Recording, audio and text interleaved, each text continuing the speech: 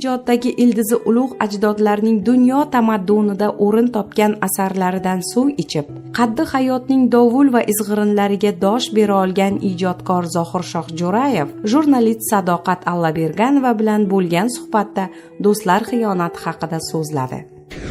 Zohirshoh Jo'rayev: Tan olaman, avvallari oilamga u qadar e'tiborli emas edim. Oshna og'aynilar orttirib, o'tkinchi narsalarga o'ralashib qolgan ekanman. Biror marta ham o'sha do'stlarim bir soatda yo'q bo'lib qolishi haqida fikrlab ko'rmabman. Ishonasizmi, men uchun og'ir bo'lgan kunlarda do'stman deb yurganlarning birortasi yonimda qolmadi. Bu ham menga yaxshigina saboq bo'ldi. Bu voqealar 20 yil keyinroq yuz berganida menga qiyin bo'lar edi. Do'stlarim ayni fursatida sinovdan o'tdi. Yaxshi, yomon kuningda oilangdagilardan boshqasiga kerak emas ekansan. Shuni angladim.